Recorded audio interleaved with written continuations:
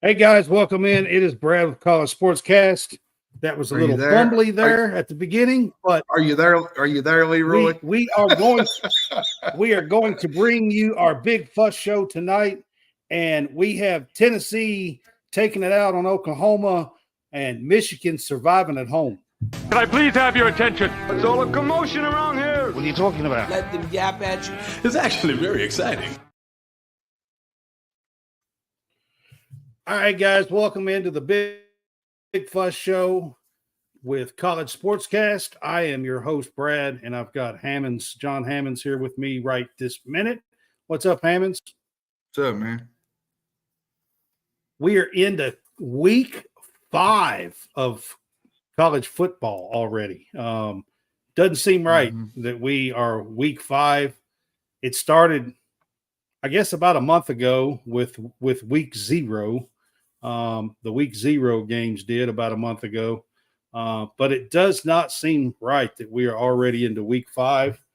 But we are here. So, all right, guys, you can help support us if you're on Facebook. You can help support us by sending stars, or you can subscribe to our Facebook page. It is 99 cents a month. That's all. And that helps support us for us to earn a little bit of money to help make more content. The more we can get, the more we make. And so we appreciate you guys doing that for us. Want to get that started right off the bat here. This is the Big Fuss Show. Let me get our thing going down here at the bottom. And this is week 5, season 3 for us. We're presented by Greenville Sports Media. We are featured on the Real Fresh channel and WSBN TV channel 30. And then some of our sponsors there, Home Field Apparel and True Victory, are going to scroll across the bottom as well. So you can pay attention to that while it scrolls throughout the most of the show. Anyway. All right, John, I know me and you are going to differ on this one, but we got to open the show talking about probably the biggest game of the weekend last week, and that was Tennessee at Oklahoma. I feel like you're way, way on board with this Tennessee team. I'm not quite there yet. I mean, Tennessee went into Norman and won a ball game 25-15 over Oklahoma. I'm not gonna poo-poo a good win like that, because to be quite honest with you, getting a win anytime in Norman, Oklahoma is absolutely tough to do. So I'll start with that. It is, and I think right now the offense is going to improve as the season goes. But the main thing that I took away from this game was I think their defense is a lot better than their offense at this point. And yeah, I gotta have him, bro. yeah. You're on. Oh, yeah, I took him off. So okay. It's not, he's on the phone or something. They have a better defense right now than I think they have an offense. And I think when the situation presents itself, he's going to do his smothering defense like he did Saturday night, which if you're going to win a championship, you got to play some defense. And I think, Tim Banks has done a really good job. They're first nationally in total defense, second in rushing defense, and I think they're ranked nationally in third down defense, second. So, and the best news for Tennessee, though, is they got a couple tests coming up. They got Alabama October 19th. They have Georgia November 16th. And they're only going to get better offensively with a quarterback who's he can make every throw. He can pinpoint the ball. I was really impressed with Nico Saturday night when he threw that zip to Thornton right down the streak. Not many quarterbacks can make that kind of throw that Nico made. And I think the more it goes on, this offense is just going to be hard to stop, hard to deal with. Defense is going to have problems with them all season long. But they're anything but a finished product. They still got a lot to prove. But to me, it's the most complete team that Josh Heupel has had in Knoxville, and they're playing with a big edge right now. Which they're off this week. They get to prepare. I don't know, man. That Hendon Hooker team a couple of years ago, John, was pretty damn good. If you ask me, I mean, from what I've seen so far, Hendon Hooker is a better quarterback than Nico. I mean, at this point, it's not. I mean, to me, it's not even close. At this point, yes, not right this minute. No, I'm thinking, Nico still has a lot of growing to do. A lot of, he's got to keep doing his reads and whatnot. But I think as time goes, I think you're going to see this Tennessee team get even better as the season goes. And it starts with their defense. That's the one thing I was impressed with Saturday night. To be honest, I will say their defense is tons better. Their defense is good, but to be fair, Oklahoma's offensive line is not great, and their quarterback situation is not great. Jackson Arnold. So listen, that's where I want to go with this. Hang on a minute. That's where I want to go with this. Is I know that a lot of people are really hyping, the Tennessee win and everything, and it's a good win. I'm not going to say that it's not, but honestly, in this game on Saturday night, if Oklahoma can cut out a few turnovers, they have a chance to win this game. They do, especially I think it was early. They had a fumble in Tennessee's red zone. They had a couple mistakes there towards the first of the game. They had a couple of turnovers in this game. It was very, very costly. And if they clean that up, even with Jackson Arnold playing quarterback, they were right there in this game. Well, and another thing, they had the Hawkins kid. The Hawkins kid came in and played really well. The backup to Jackson Arnold, I thought, and he's the starter this week. Brent Venables made him the starter for Saturday at Auburn. So we'll find out if that offense is really that Jackson Arnold is bad, or if Tennessee's defense is really, really good, or the fact that – all right, Jason, I got you on. Or the fact that Hawkins is just a better quarterback. So we'll find out Saturday when they play Auburn.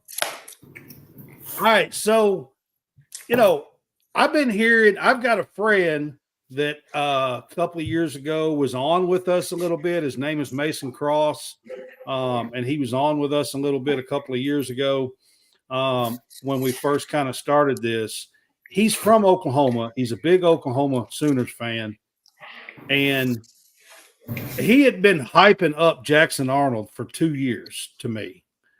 And so far, I mean, the kid's struggling, but I will say this. They lost their entire offensive line, and it's showing on the offensive side of the ball for them. It really showed Saturday night. Yeah, absolutely. All right, Jason, are you in? Can y'all hear me? I can. I don't know if y'all heard. I was on the phone earlier. Got 12 things going in one. Yeah, I cut you off pretty quick, but yeah, I got you. I got you. I know how it is. So this is Jason Harrison. He is joining us here with the Big Fuss Show. We are going to move on to Michigan. Survives and gets a big win at home,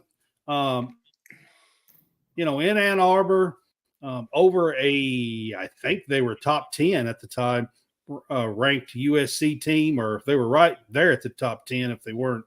And USC was favored 4.5 points in this game. On Friday night when we did our game day pick'ems. So, John, they started Orgy at quarterback, and he led a late drive and won 27-24. What did you think about the Wolverines and the way they played on Saturday? I mean, I thought they done really well.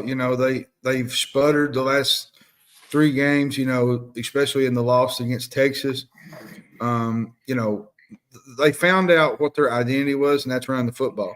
They had Khalil Mullings. He led the way on the ground for their running game. They only passed for 32 yards.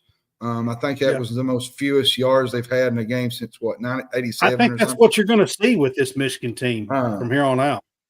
Which he only completed 7 passes, Alex Orji, but he gave Michigan a boost with 43 rushing yards. So I think they're ranked last among Power 4 teams in passing. But if they can run like they did against USC Saturday, they could reemerge in the playoff picture. But they're going to have to continue to do. Yeah.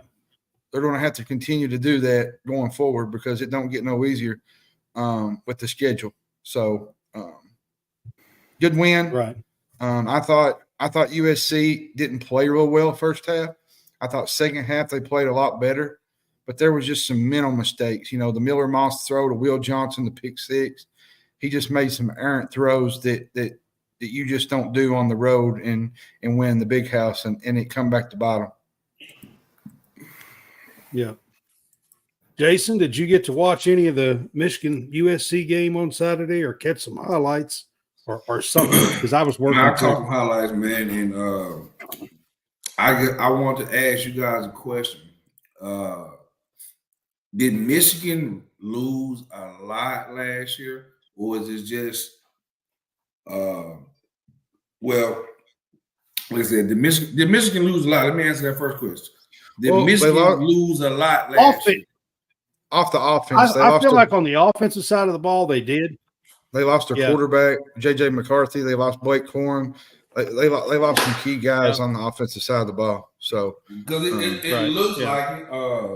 And I know USC is lost a quarterback as well and some players as well. But these teams don't look like the top tier teams, Michigan or USC. I know Michigan had a hell of a 2-3 year run. I'm just not sold on Lincoln Riley right now, man. I think he's a great play caller. Oh, I'm not. I think that defense either. To be honest with you, I felt Saturday. Yeah, though, I'm not either on Lincoln. Their defense I thought had improved, but there's still some holes in that defense that need to be fixed.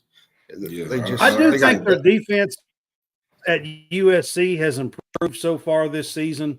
That is a bonus because their defense has been, and let's just be honest with you, their defense had nowhere to go but improve.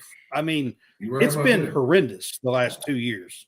So, I mean, you could bring in anybody almost and it would improve it. I mean, to be quite honest with you.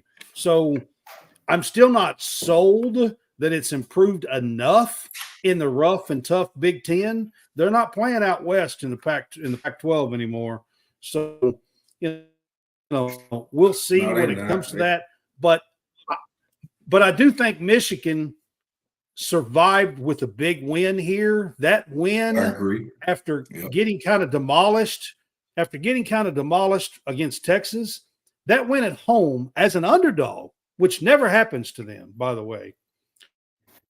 As an underdog, that win at home, like John said a few minutes ago, could propel them to at least being in the conversation later in the season for the college football playoff. But here's the thing.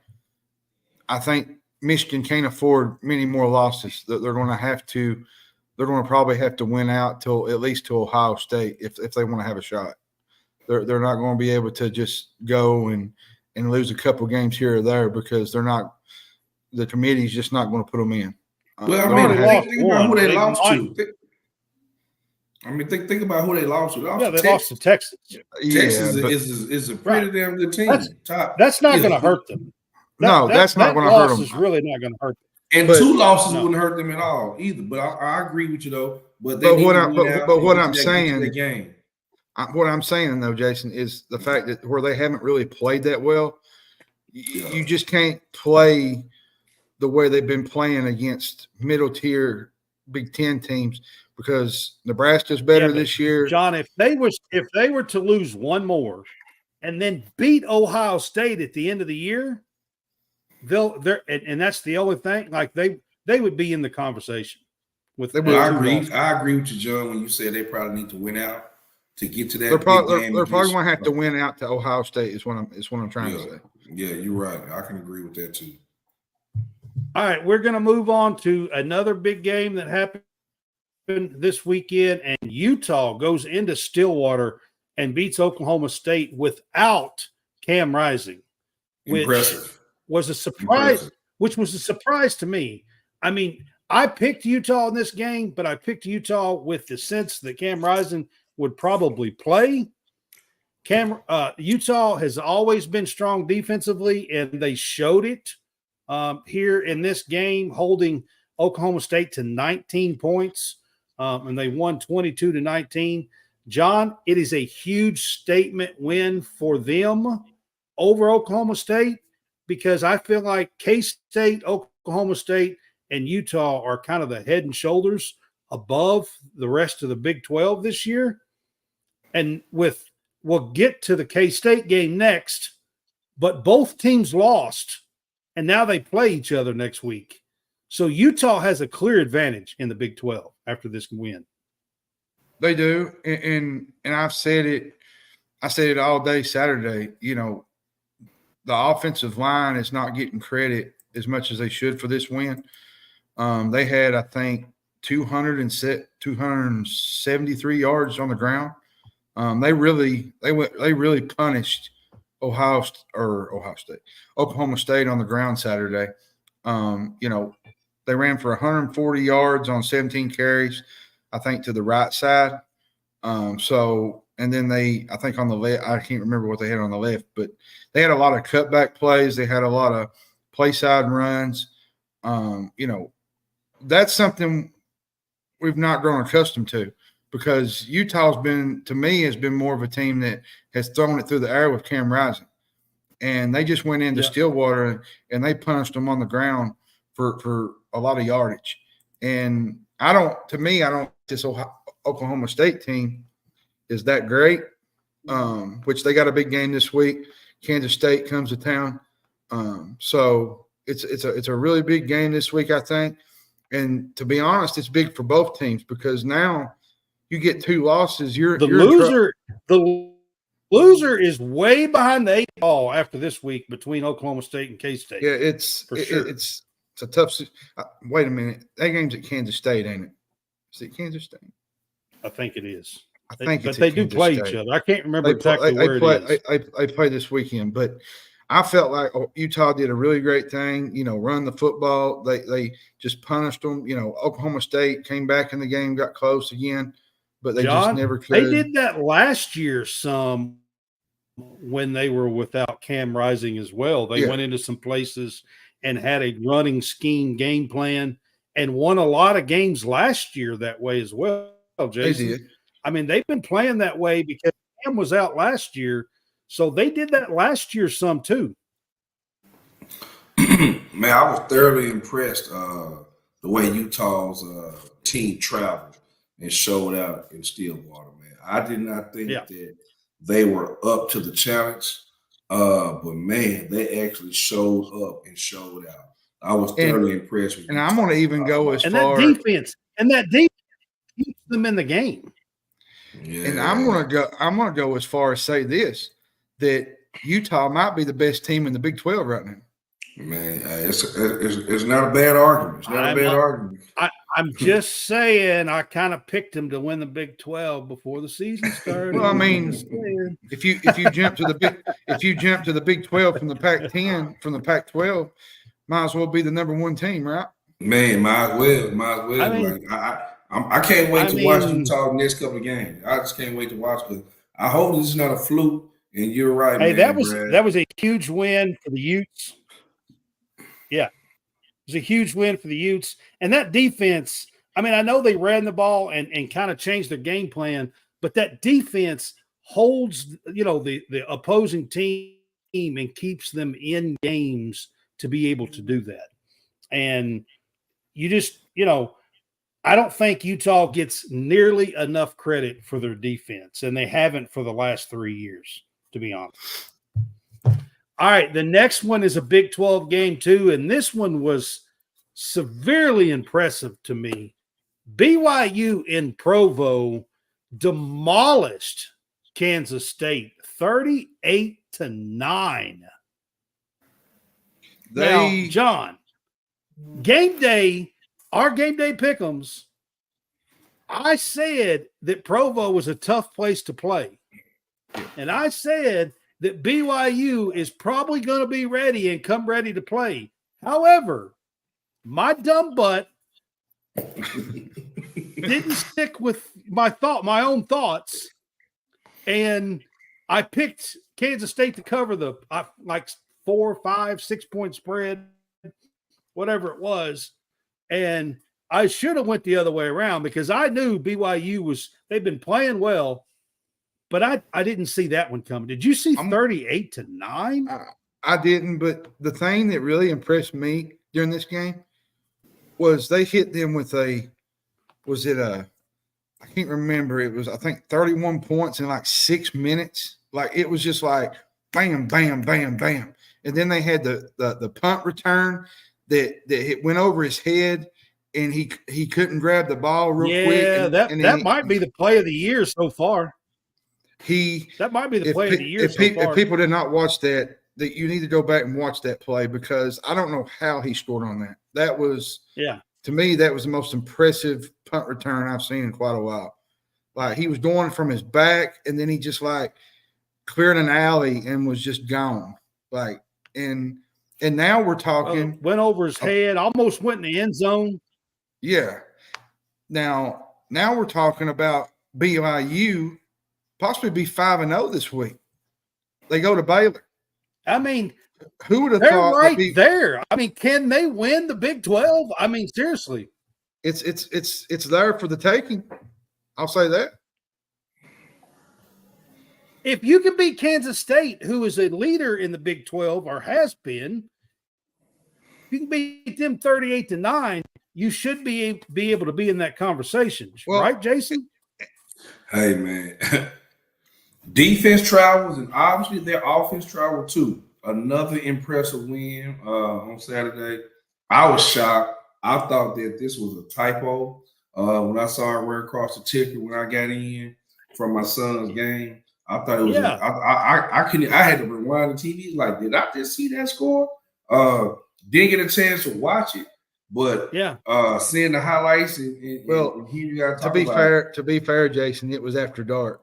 I mean, it was a late game. It was a real late game. So, but a lot of people might have already hit the snooze button after they had went 31-6 or something like that. It was. Man, that's impressive. It was an impressive win by BYU. They are sitting at 4-0. They have beat Kansas State. I mean, they're in a driver's seat now in the Big 12. I mean, you got Utah and BYU. Wouldn't that be something if the two new teams, one from last year from Utah, would meet and fight out the Big 12? The Holy War. I mean, that would be, I mean, that would be something, wouldn't it? I'm just saying, just throwing it out there. That's a fact. Very, very impressive. That would be that. Well, and you can't forget. And to be honest, Brad, you can't forget about Iowa State. They're right in the thick of it too. Like, they're right there too. Like, they're 3-0 out of the gate. So they are. The Big 12 is an exciting league right now. Iowa State's been playing well too, so you're right on that. They have, yeah. All right, another impressive win, and this was on Friday night. This was Friday night that this one happened. Illinois, in an overtime, knocks off a 3-0 undefeated Nebraska in Lincoln. And I'll be honest with you, John and I were both on our preview show on Big Ten. Like, we were both wrong about Illinois. I will fully say that as of right now. I mean, this Illinois team, while I'm still not saying that they are top notch, but they're hard nosed and they come ready to play. I'm going to tell you what I think has improved the play of Illinois, and it starts at quarterback. A lot of people thought coming into the year that Luke Altmaier was not going to be that great. Luke Altmaier. And he's come into Ole this Miss year quarterback used to be, and he's really done a really great job with that offense, guiding that offense. And their defense is not bad either, not too shabby. Their defense caused Dylan Raiola to have headaches they're in that known for their overtime. defense a little bit, and they're known for it. Yeah. So, yeah. And then they got a big game this week. They go from Nebraska, they go to the Happy Valley and play Penn State. Penn State. So, yep. This is a big opportunity for Illinois this week. What happens if Illinois beats Penn State? We're talking about Illinois being in the hunt for the Big Ten championship. At least, college football playoff or more. Yeah. And we never even. Well, what I'm saying, we didn't even have them in that mix on our preview show. Like we had them in the middle of the pack, and now they're right there in the taking to at least jump in the first couple slots. I mean, look, they've been impressive. Nebraska coming off that Colorado win was 3-0 before this game. I mean, this was at home. You got the whole Lincoln, Cornhusker crowd going crazy at home, which is a tough place to play. And go in and beat them at home, Jason, definitely makes a statement. Man, yeah. Where's home field advantage now? These last 3 games that we talked about, I mean, what was that? Check over your trap. Hey, these teams been coming on the road, and man, they've been really taking over the home field advantage, man. I'm just shocked, man. Is college football? Where's college football going now? I mean, you're supposed to have home field advantage. The home team is supposed to show up, and for Illinois to go into, I couldn't believe that score either. So I mean, if I was a gambling man, I would have lost a lot of money this past weekend. I actually was very glad that I was busy and didn't bet on this game because I was totally going to take Nebraska in the 7 points. And how could you not take Nebraska the way they demolished Colorado? How could you not jump on that bandwagon? I was totally going to take Nebraska in the 7 points, and I would have lost my, in this game. Mm-hmm. So I was glad that I didn't bet on this. Yeah. To be honest with you. Yeah. And 100%. Some coaches are out here coaching their rear ends off, like they say. They're coaching their rear and they're getting their kids ready to play, man. So that just shows the parents. Hey, I'll be honest with you, Brett here at Illinois. I thought maybe if they had a bad season, he would be on the hot seat. But it's looking like he's ready to take a new next step. Well, you look back at his tenure at Wisconsin and Arkansas, he had these same type teams until it got really stale and they moved on from him. But he had some physical and that's the thing. His teams, I know, but his teams always he would have that 1 year every now and then that would stand out and they get it all together and they would play well and have a 9-4 season or something like that. And then he would have 2 or 3 years where it just doesn't work in jail and they go, 5-7 or something, 4-8, 5-7. But when he does get it right, his teams are pretty good. Seeing his work a time or two in these neck of the woods, seeing his work a time or two. Very familiar with that coach. Yeah, right. Yeah, and they're at Arkansas, right? Yep. Mm-hmm. Yep. All right, so we are going to get to the Pac-12. We got a lot to cover here with the Pac-12. They are trying to get back into football, I guess you could say, get back into college sports and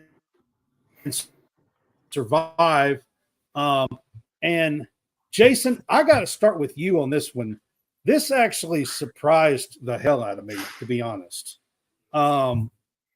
Memphis, Tulane, UTSA, and South Florida, USF, all said no to the Pac-12 and are staying in the American Athletic Conference. I'm gonna be honest with you, Jason. This one shocked me. This kind of surprised me, and I know you're going to probably be on the other side of this. So before you get started, and you might not be, but you probably are. Before you get started, 7 of the 10 original AAC teams are already playing in other conferences. SMU, Cincinnati, Houston. I mean, the list goes on and on, have left the AAC for Big 12, ACC. Memphis has needed and wanted a bigger conference. Now, this won't probably be a Power 5 all my life. And they get an opportunity and they pass? I don't understand. I don't get it. Man, Brett, I don't think help me understand. I don't think that it was the right move right now. And you talking about look at the travel, man. You look at what Memphis. Now, Memphis, one thing I can say now, I don't know if you guys know that Memphis is an international airport. So travel would not be as hard. But you look at the other teams. I'll share with you some financial details, and that may be part of what this is. Yeah, break it down. Break the numbers down. I'm a numbers guy. Break the numbers down for me. Okay, so here's some financial details between the AAC and what the Pac-12 is thinking that they can get, okay?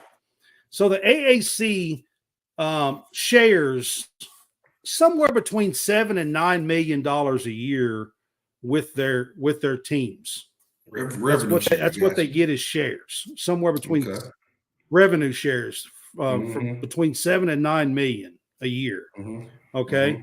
The AAC is the top group of 5 conference for revenue shares. The Mountain West is second, and they share around $5 million to their teams. So they get about 7 to 9. They are the top. Now, here's where it gets. So the Pac-12 with these 4 teams was saying they could get close to 15 million, somewhere between 12 and 15 million in revenue share with these 4 teams. Okay. So it would be at least $5 million more per year. If, somewhere in that range, $4 or $5 million more per year. Okay. Now, here's the kicker. SMU last year just left to go to the ACC. They had to pay a $25 million exit fee. So, and then there was a $2.5 million revenue that would not go to these teams if they left.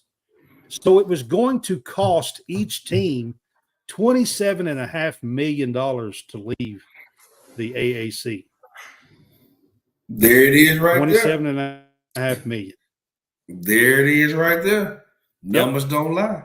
Numbers don't lie. If you tell me that you want me to leave and then I'm going to end up owing $27 million, you probably going to stay put too. 25. Well, that was paid to the AAC, not. It would have been to the it was an exit fee. Yeah, I'm not exit fee. No, I'm not paying it. Not right now. I think they probably get around. SMU paid it to go to the ACC last year. SMU is one of those schools that is in the state of Texas that has domes. I think too, that could be part of the issue going forward is the exit fee. Is that instead of paying all that money, you just keep those teams together and you keep that conference afloat. And I think what this is going to do, me and Dad had this conversation today. What this is probably going to do, Jason, this is going to make the Pac-12 say, hey, maybe UNLV wants to join. and jump on the UNLV bandwagon. Yeah, and we're gonna get to that. Over.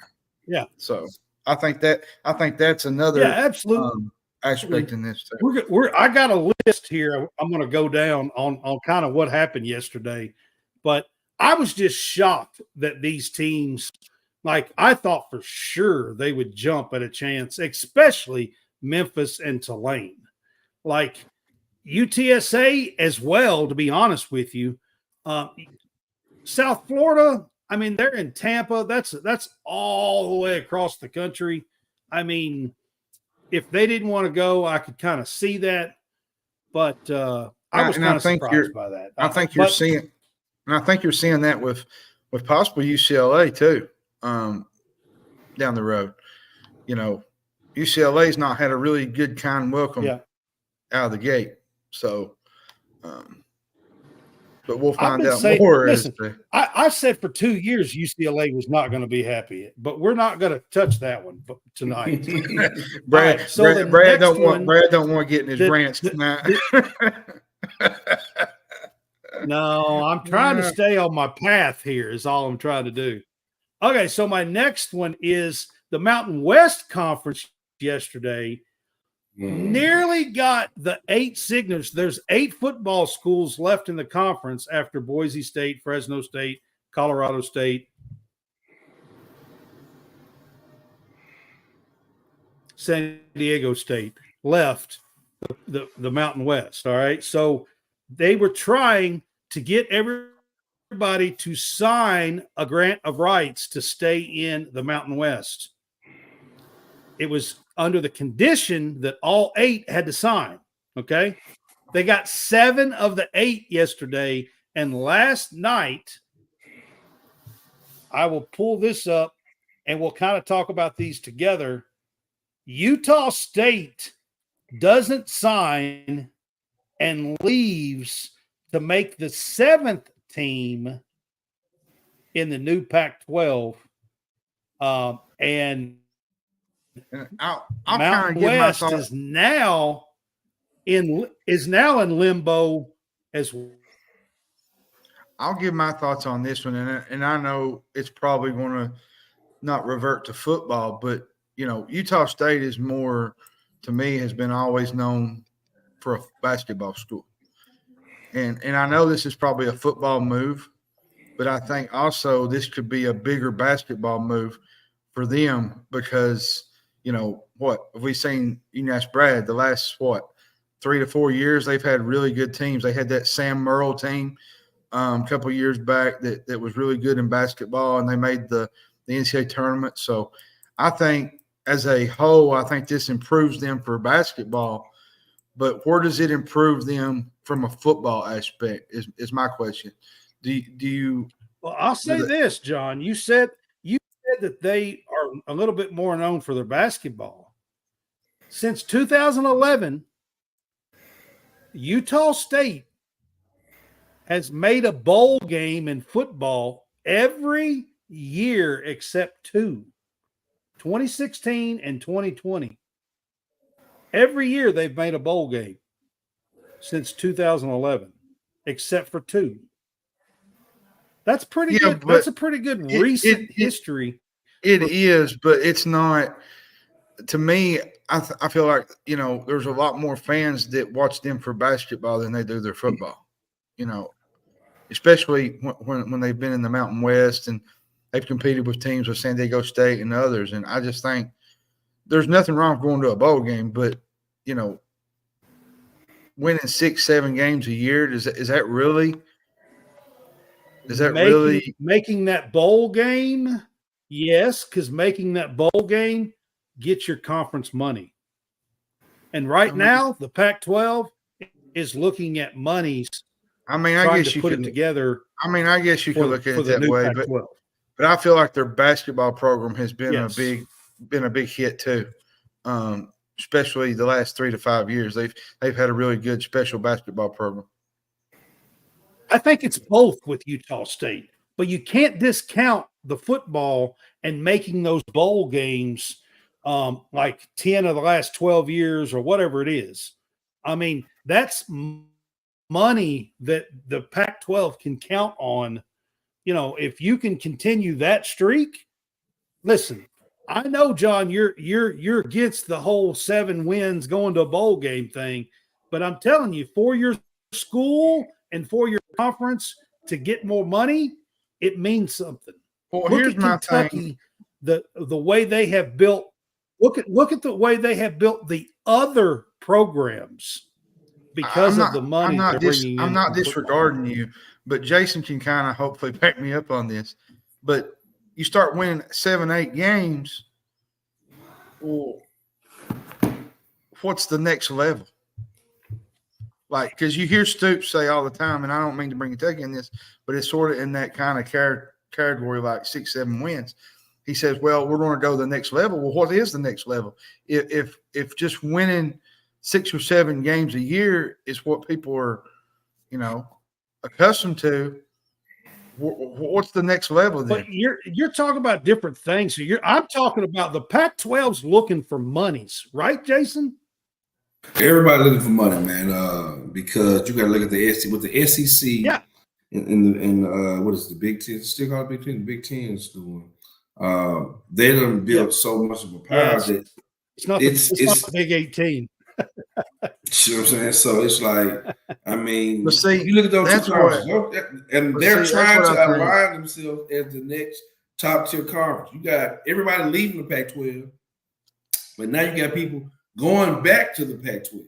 You see what I'm saying? See, Jason, and I'm not disagreeing with what you're saying, Jason. I just think money has changed. Which, don't get me wrong, money's great, but it's a lot of it. Some of it with this realignment has destroyed college football. In my opinion. But if you're going to operate a conference, John, you got to have it.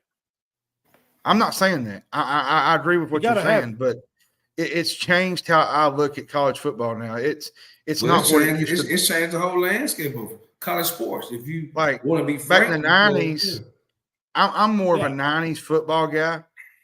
Keep your conferences together. Like I'm just not a huge fan of the whole realignment stuff. Like you win some teams. Oh, I'm not either. And then you lose. But I don't want to see the Pac-12 not survive either.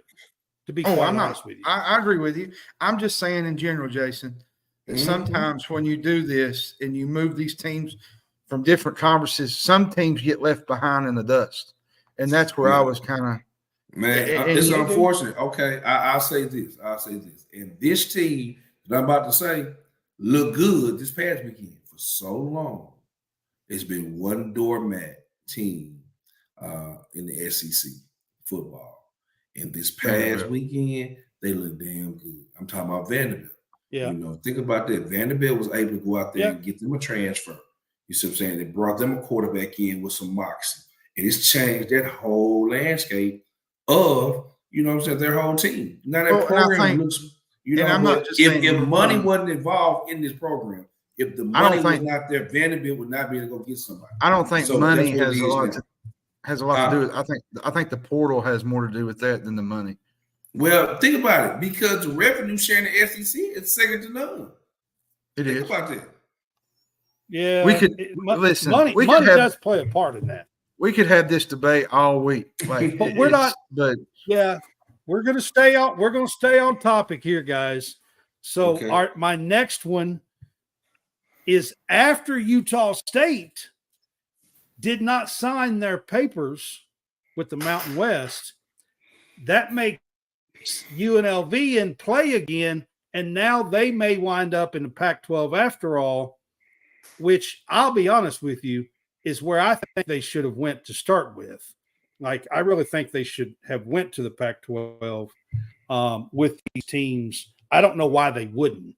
They're only getting $5 million a year from the Mountain West. Now, I will say this. Rumors had it yesterday that the Mountain West was trying to sweeten the deal to get them to sign, and they offered Air Force and UNLV a $10 million signing bonus. And UNLV turned it down.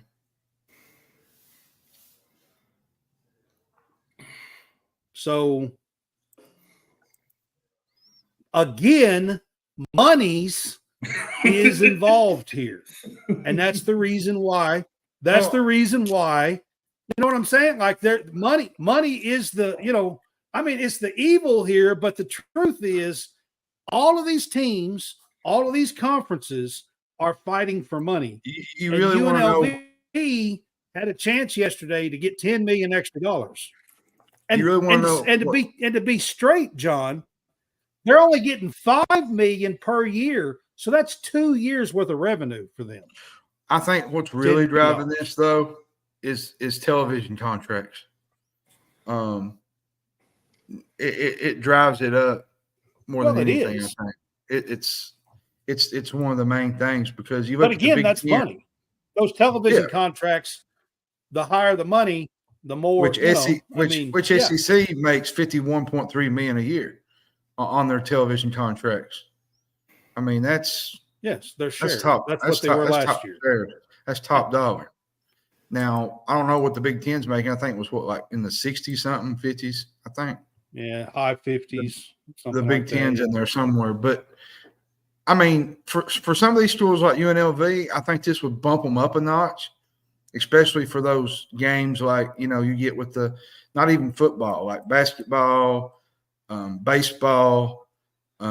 You would get a lot of these TV contracts, and you'd be shown a lot more than you would be with the Mountain West because you look at the Mountain West. My thing is this: if you're getting $5 million, from the Mountain West, and Pac-12 can get you 10 or 12, I mean, come on, why not? And they're offering for you to come and pay, part of your exit fee and everything else. Why not? I don't understand why you wouldn't go. Here's the thing, Jason, make some sense of that to me. Why wouldn't the running Rebs? Vegas, Pac-12. It's good. Looks like it's going to be a regional conference again. I mean, come on. I think they might be holding out hope for a bigger conference to offer them. Big 12. I think they're holding out hope for the Big 12. You see that's what I think. Yep. I mean, because if you turn that down, then UNLV, hey, it's not like they're not looking like anything. The football team is looking pretty good. So you go from a $5 to $6 million deal to like, what was it, Brad? Pac-12, 40, 30 something TV deal. I mean, it's just all about the numbers. Like you said, it's all about the numbers. Yes. Before all the teams left, they were close to 30. They were 27 or 28. Well, and then you go from being on CBS Sports, which the Mountain West, that's mostly the games that they come on late at night on Fridays and Thursdays. The CBS network, you would be going to like possibly ESPN because Pac-12 usually airs those big Pac-12 games during the week. And you would be going from that to like nationally televised games. And who would not want to be a part of that, to know that you get to have a little bit of piece of the pie to be able to be on nationally television, which that don't make no sense to me that a team would not want to do that. All right, I'm going to get – but then again, I mean – I'm gonna get to an even bigger one here, but we can't take a lot of time because if Mindy shows up here, she'll be here in the next next 5-10 minutes. So, but all right. So the next one today, UConn is being talked about joining the Pac-12. However, the kicker here is that they are being talked about joining the Pac-12 only for football, because if you know the Big East does not have football, and UConn is one of the few teams that is independent, so they could go to the Pac-12 even if they get a half a share. If it's $12 million and they get a half a share, they'll get $6 million from the Pac-12 plus the 8 or 10 they get from the Big East for basketball. So it's actually a very smart move if they go just for football. Here's the kicker, though. Is UConn going to improve any going to the Pac-12? Because UConn has not been great of a football program. they're just. I mean, you got to understand. They had enough time with Jim. This will help with recruit. Yep. If I'm a football guy, and especially UConn, and I'm trying to attract and playing on national TV and things like you're talking about. Yeah, that helps. Yeah. That helps. That helps major because let's be frank, UConn is a basketball school. Men's basketball, women's basketball. It is a basketball school. And so being able to get out from under basketball, it's a great move for UConn. Don't forget their baseball team. They got a decent baseball team too. Well, look, I wouldn't know that. I don't know. I let you the experts. They had a pretty decent baseball team last year. Okay. Cool. Yeah. But this move for UConn for just football would make tons of sense for them since they're not even in a conference, in football. And they've been struggling along trying to survive not in a conference and for football. And they just can't get there. So if they could even get a half a share from the Pac-12, I think that's a big added bonus if they can get that. They are also talking to Gonzaga for basketball. Which now, I think the basketball with Gonzaga is they're trying to get at least the 8 teams for football because they have to do that for the college football playoff. Which, like you said, Gonzaga. But I think Gonzaga they don't have a football program, so they don't even have football. They have baseball and swimming and a lot of other things, but they don't have football. I think it's time. If they did it, Brad, I think it'd be time. Gonzaga for so long has been one of those powerhouses. And they've always taught on mid-majors, though, Jason. And that's what bothers me because if you look at their record, Brad, the last 10 years, they're not. You got to think about it. They've been playing a bunch of mid-majors. A bunch of high-major schools. To me, they're not a mid-major. And I say that because they have beaten some really good teams along the way. Like some top 15, top 5 teams. And they've done that. That's just to me, that's not a mid-major. But people look at them like that because of the conference they're in. But you're still gonna be considered a conference, like when Wichita State was winning, basketball. They still consider them a mid-major school, but it's based on the conference. They didn't play a lot. They played all the competition. And I think that's because the conference they're in. Yeah, the conference the conference ain't that great. I mean, every now and then. St. Mary's would be decent. Then they had BYU for a while, Brad, and then they would have. There was one year where San Francisco was decent, but it's not every year like that. San Francisco was decent. Santa Clara every once in a while has a decent team. Hey, they even said Memphis back in the day when John Calipari was in Memphis. Remember, he was a mid-major, a high major school. They were saying Memphis was a mid-major school. Now I will say that St. Mary's is, to me, I wouldn't say they're on the level of Gonzaga, but they have been right there. They've been pretty close. You're right. They've hung tough in that conference. Well, let's be honest. That's another team. If they do go after Gonzaga here, John, they're not going to go after just one. They're going to have to get at least 2 of these teams, I would think. I think, and that's what I was going. St. Mary's would be another. That's what I was going with. Yeah. They'll probably go after St. Mary's next because think about it, Jason. You put Gonzaga in this conference. You put St. Mary's in this conference. You put Boise State, San Diego State. There's going to be some intense basketball being played Utah State, UNLV. Come on now. UNLV. I mean, seriously. There's going to be some intense basketball. Yeah, it really could. Yeah. It'll be some good games. It'll be some for huge. It'll be huge blockbusters. And let's be honest. And another thing, just to add on this, instead of being on the CBS network every night and not having that, national televised game, you would be on ESPN probably every week, and you would have those big marquee games. But let's even be further honest here. The Mountain West may not be able to stick together after all of this. They may crumble. And if they can't, there are some other basketball schools out there that could be in play. Now, they play football, but New Mexico, Nevada, the Lobos, the Wolfpack out there, they play some pretty good basketball. What about Grand Canyon? Grand Canyon would be another name to look at for basketball. Grand Canyon will be a great one because of baseball as well, but we'll see if they go that route. Plus, it gets them into Arizona, and they would have Arizona and Nevada. They would have all the West Coast out there, so that would be a great add too. But these two big names for UConn and Gonzaga, I had to talk about. However, I had to make sure that people know the UConn is for football. And then, John, another thing that happened today is the Pac-12 files a lawsuit over poaching fees against the Mountain West Conference. Well, I just read that was fun. Just last year, John, they signed an agreement on this, and now they're filing a lawsuit against them. They're claiming that they're taking advantage of them while they're down, basically, is what they're claiming. Well, and I think too, in charging them major fees.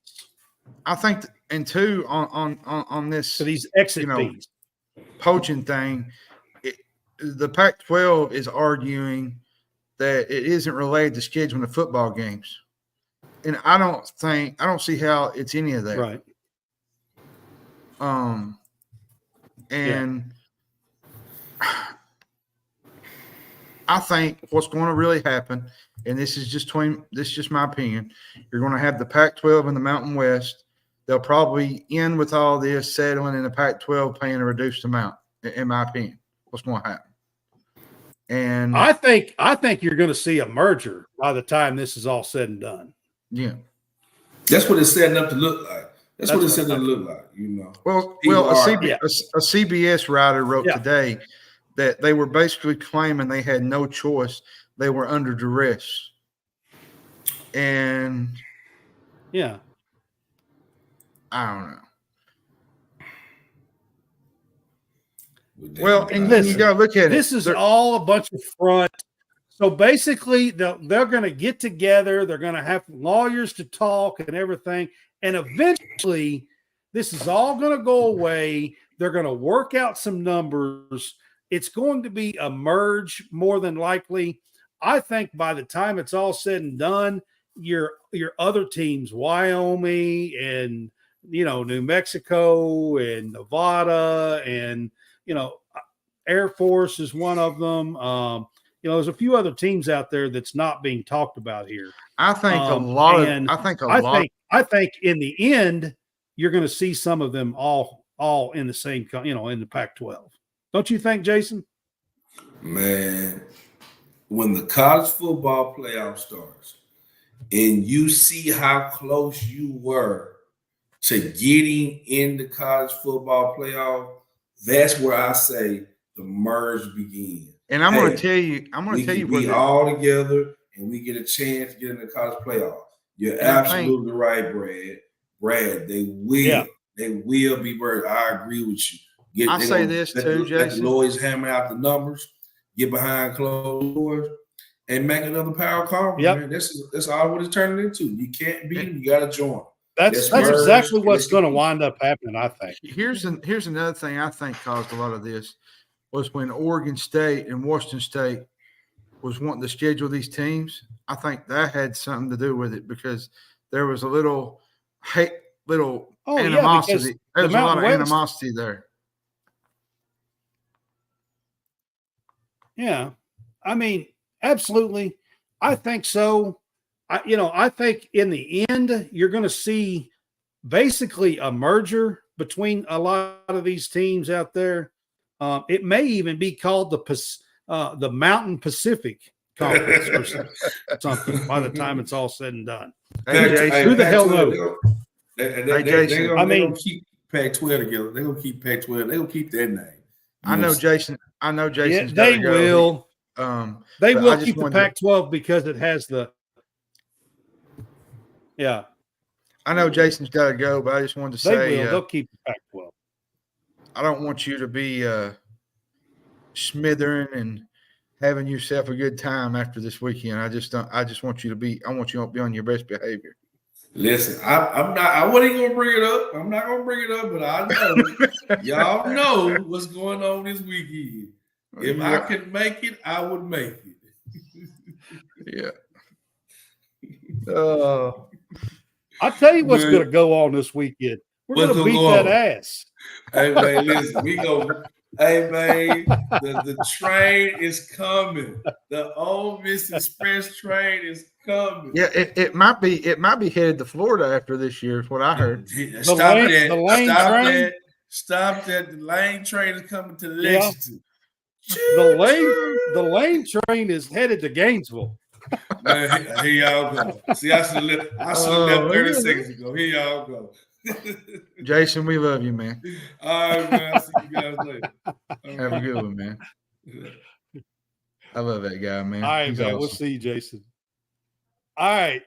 So, real quick, John, the last thing I want to talk about before I bring Mindy in, because Mindy's here, but this is the last little topic that I had. So, if all of this fails that we just talked about for the last 30 minutes, I'm hearing that Texas State could be a last resort team because they are at 7 and they need at least one more team.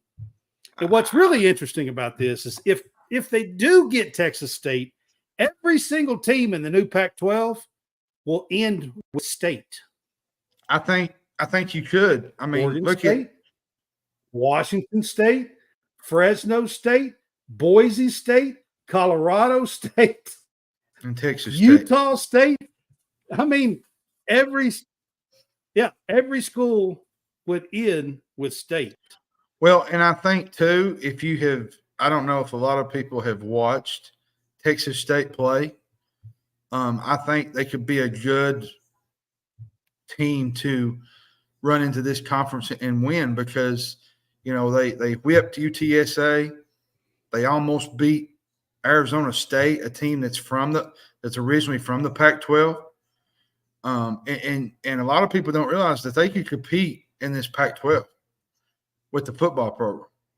And their basketball hasn't been bad, but as far as a football thing, I think they could really go in there and they can compete with these teams.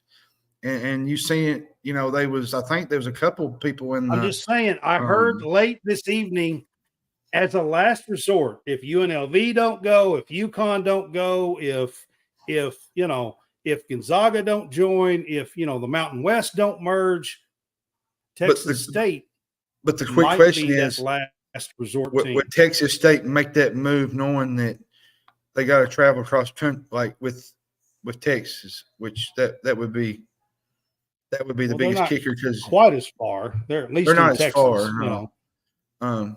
But sort of like, see, here's my thing. I'm going to say this, and they're in the conference. They're in the conference USA. We'll let Mindy in here real quick, but I just wanted to say this. I don't think they're ever going to recover because of Oregon and USC leaving. I think it's going to be a good conference, but I think them two big ones leaving is going to hurt that conference forward down the road. That's just me.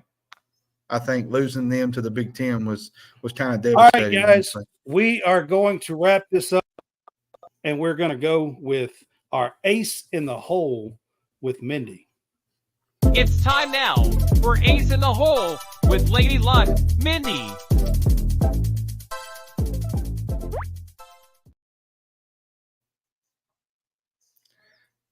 She's back. All right, guys, welcome in.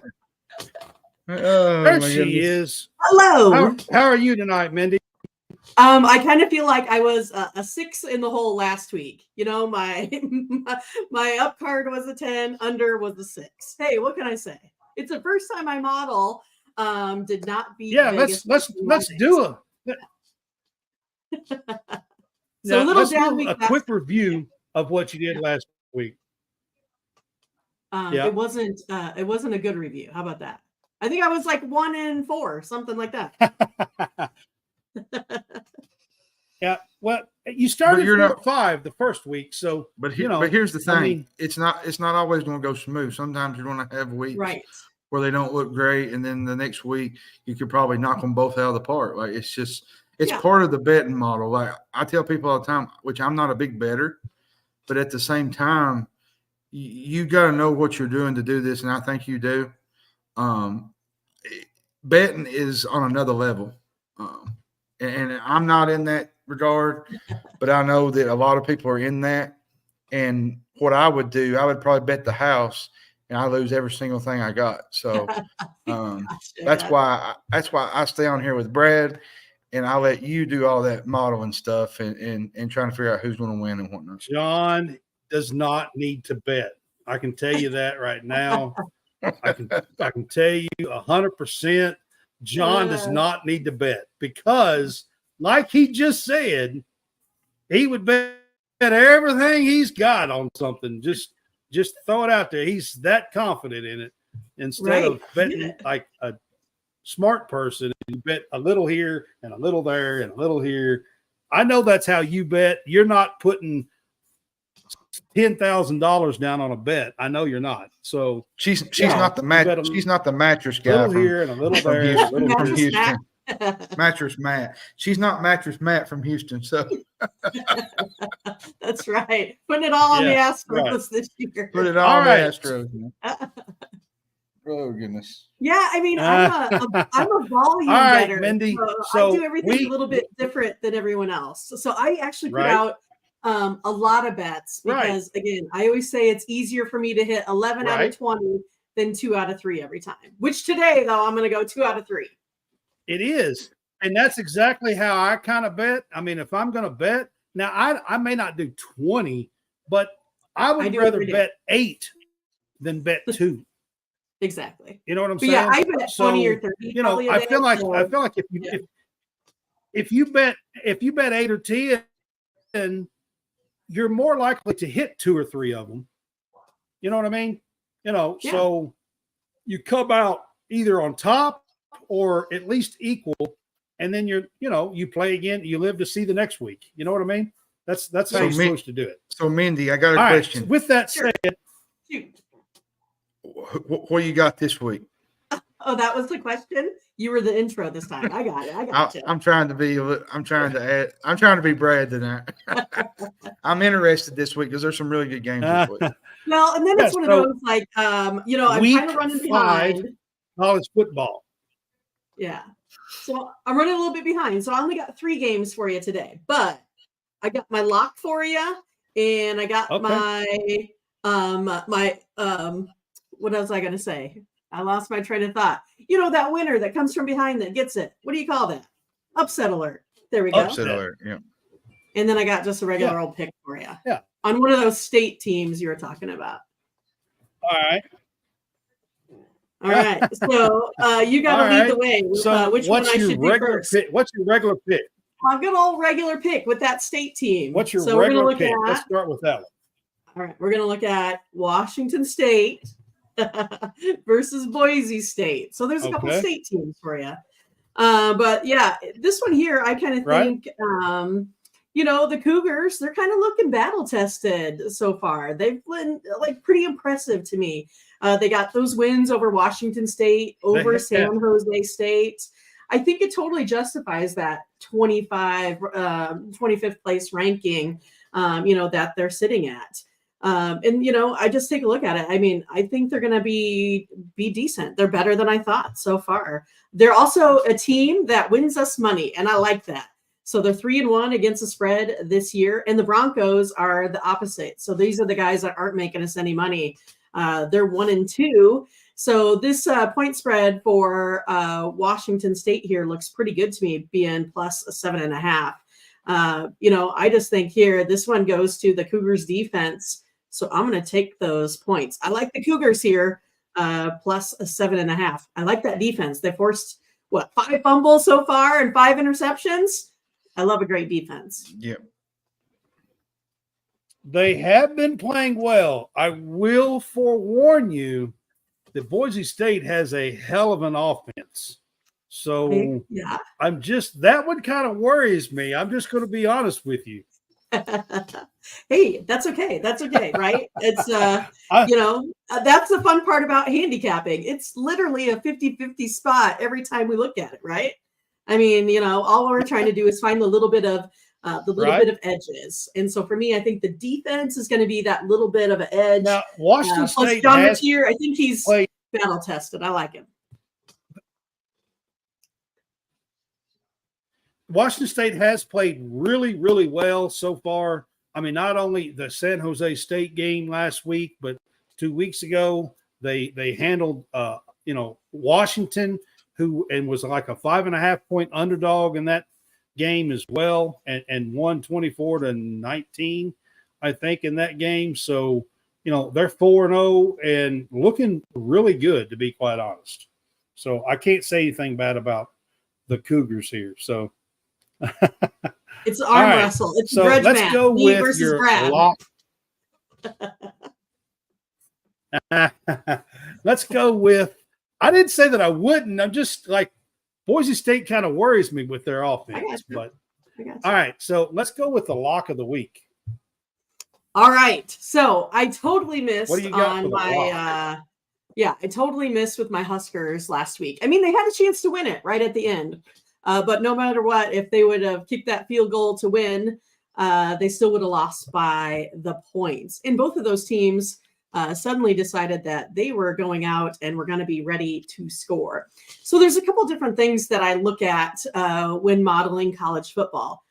One of those is quarterback play, of course, because I feel like it's a lot like Major League Baseball. You got a good quarterback, you got a good, chance of winning this, right? And so if I just take a look at these two quarterbacks head to head, right, we're looking at quarterback scoring impact. So we got this Illinois team that I've been talking about, right, with Altmaier. He's averaging about 13 points of offense, just him alone. And then we have this Penn State quarterback, right, Drew Aller. He's out there, and he's going to be averaging about 21 points of offense. So if I take a look at 21 minus 18, that's only a +3 for Penn State. And so now this spread is coming down to about, +18 for Illinois. So if we just look like quarterback play versus quarterback play, quick math on that, I love the Illini here getting the +18. I mean, that's almost like 3 touchdowns for an Altmaier that's literally throwing more touchdowns than he has almost incompletions. I mean, the guy has been outright incredible. So I'm going to go ahead and take Illinois +18 as my absolute lock of the week. All right. Those are definite picks that both of them, to be quite honest with you, that if they come in, I would definitely have to give you your props on these picks. Are they the head scratchers? No way around it.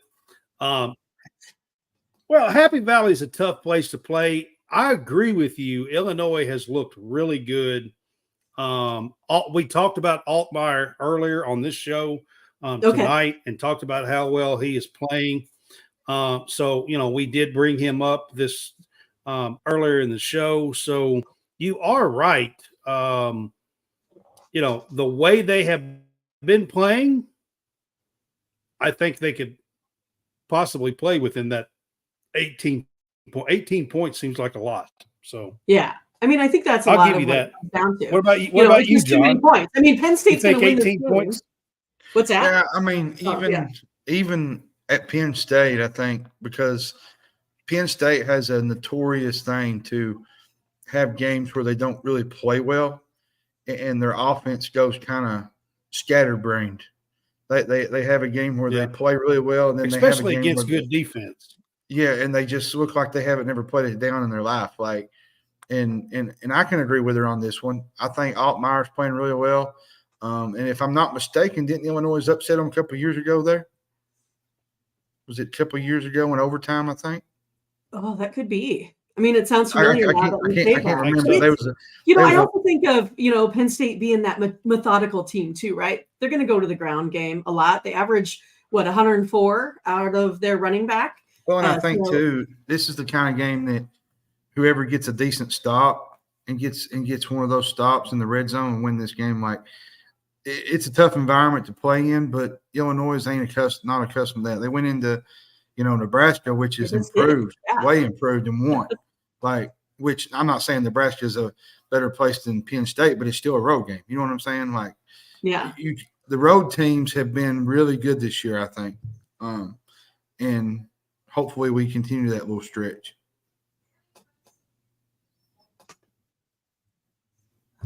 All right, Mindy. So what about your upset pick of the week? Now, in week one, you picked not one, but two upsets, right? Yeah, I mean, that's the only things I'm getting right so far is the upset. Memphis. That's the only thing I'm getting right. You had Pitt and Memphis in week one. Last week, what was your upset pick? Did it come in too? Yeah, I thought that one did, but now you're putting me on the spot and I don't remember because I know I lost Nebraska, I lost Auburn. Can't remember. Yeah, I can't remember now either. It was Arkansas, I believe, and Auburn. It may be. Was that was my lock? That was your lock? Yeah. Yeah. So I knew I lost my lock. Yeah, I can't remember. I don't know. I can't remember either. All right, but I do remember the first week you got two of them right. So all right. Yeah, it was Pittsburgh I got right the first time as well. Yes. Pittsburgh versus West Virginia. Yeah. Yep. And you had Memphis 6.5 with FSU. FSU, yeah. All right.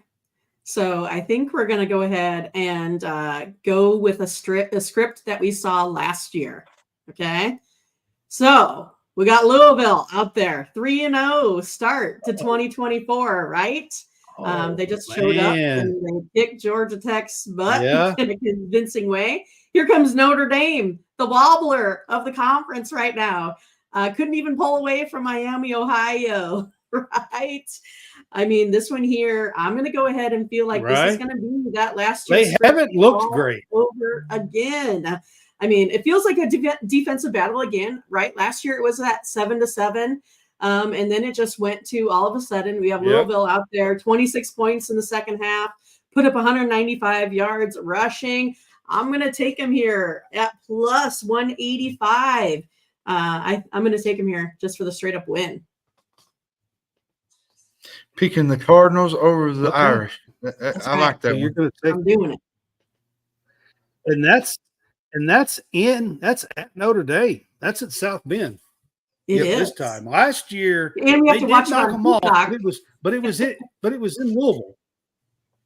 Yeah, I think so. Yeah. This year it was in Louisville last year. Like this one, if they beat them this year, I think it'd be even more impressive if they. Oh yeah, right, for sure. Whenever, like you said, winning games in college or in the NFL is hard, no matter how you look at it.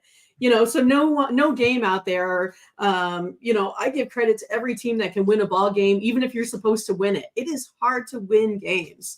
And so I agree with you, especially when you go into that hostile territory. But Notre Dame, they got to pick it up. And that 3-0 start, I like what I see so far from them. They've had 7 players score 7 touchdowns. I mean, that's pretty impressive. Well, and I think too, as you look at Notre Dame, they lost to Northern Illinois, and they struggled to even beat Miami of Ohio, and that's a cause for concern. Yeah, it's one of those things like look, right? We were like, oh, the Bengals, they should be able to get a get right game.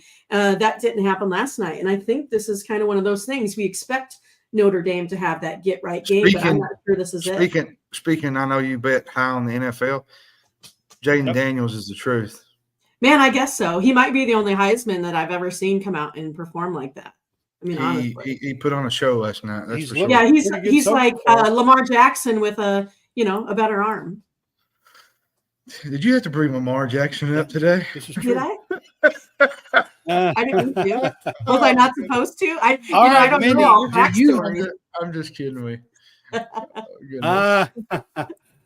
I'm fine with Lamar Jackson. We beat his ass. That's all. We know you are. We know you are because they beat Dallas. I was rooting for those Cowboys too, man.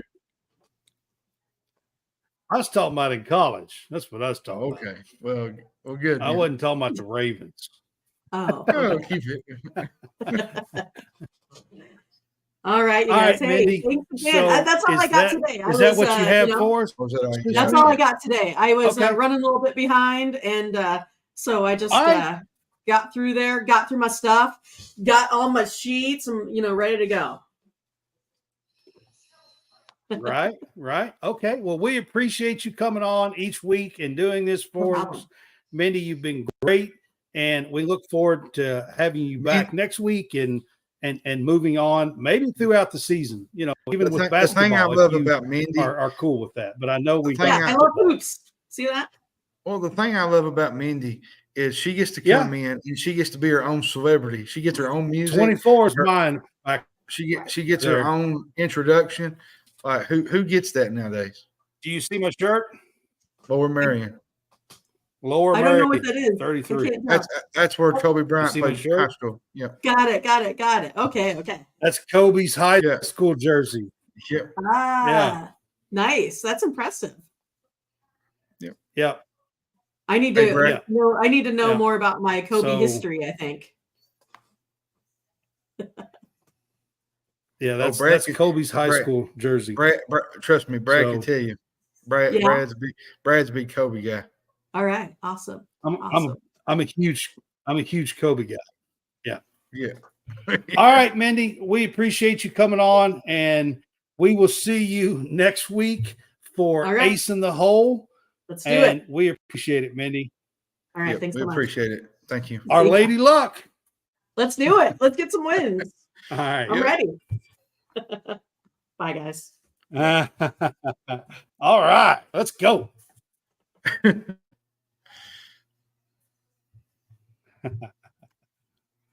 All right, guys, that was Mindy from OG Cappers, and she joins us at 9 Central, 10 Eastern each Tuesday night to do this now with us, and we appreciate her being here. Try to give you guys a little bit of flavor for betting throughout the week. So you've got a few days here to kind of weigh what she says and decide if you want to go with what she does or not before the weekend. And I thought Tuesday nights would be a good one to have her on. So that's what we are going to stick with at least through football season. Are you ready for your All right, John.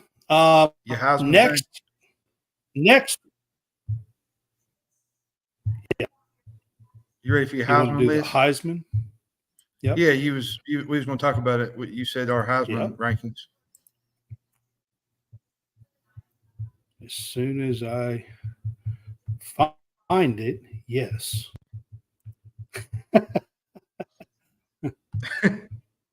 It's on here. I love talking about this because you could mix and match guys. You can mix and match guys everywhere on this list. It's up there. All right, there it is. Our Heisman watch.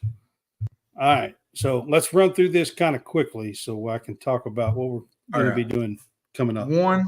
One is Travis Hunter. What can't the guy do? He took over the Baylor game last week. I mean, he does it all. He plays offense, plays defense. It's truly, to me, it's remarkable how much never comes off the field. Considering the high volume he plays and the level that he plays at. It's just impressive to me.